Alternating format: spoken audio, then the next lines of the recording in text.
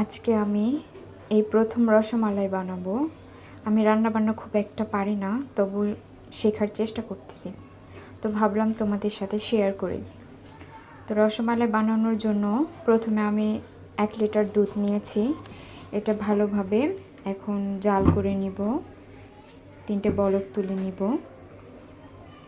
তারপর দুধটাকে ছানা কেটে নেওয়ার জন্য আমি এখানে ফিটকিরি জাল করে নিব। তোমরা চাইলে এটা ভিনেগার দিয়েও করতে পারো। এখানে আমি দুধটাকে ছানা কেটে নিয়েছি। এরপর একটা সুতি কাপড় দিয়ে ছানাটাকে ছেঁকে নিব আর পানি দিয়ে একটু ঠান্ডা করে নিব।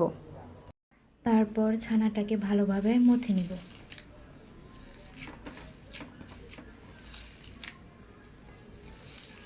তারপরে এখানে আমি একটু নিয়েছি ময়দা আর একটু চিনি ছানার সাথে যোগ করে দিব, দিয়ে আবার ভালোভাবে মথে নিব। তারপর শিরাটা করে নেওয়ার জন্য আমি 1 কাপ চিনি দিয়েছি আর মোটামুটি 2 গ্লাস পানি দিয়েছি।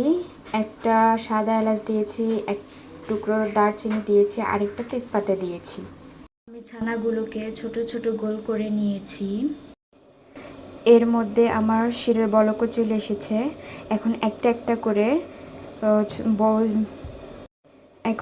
একটা করে ছোট করে গোল রাখা মিষ্টিগুলো এই শিরের মধ্যে দিয়ে দিব। আমার মিষ্টিগুলো দেওয়া শেষ। এখন আমি 5 মিনিট হাই হিটে জাল করে নিব।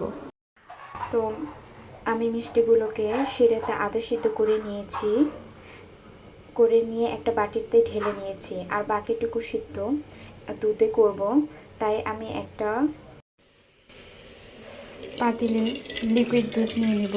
তোমরা চাইলে গরুর দুধ বা গুঁড়ো দুধ দিয়ে করতে পারো। আমি এখানে লিকুইড দুধ নিয়েছি।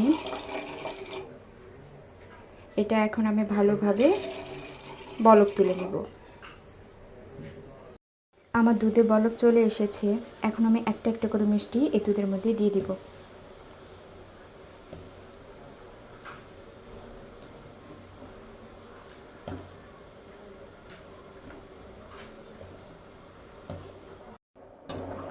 এখন আমি এখানে যে শিরাটুকু ছিল সেগুলো দিয়ে ঘন করে জাল দিয়ে নিব, তাহলে আমাদের রসমালাই রেডি। তো তোমরা দেখতেই পারতেছো আমার রসমালাই একেবারেই তৈরি।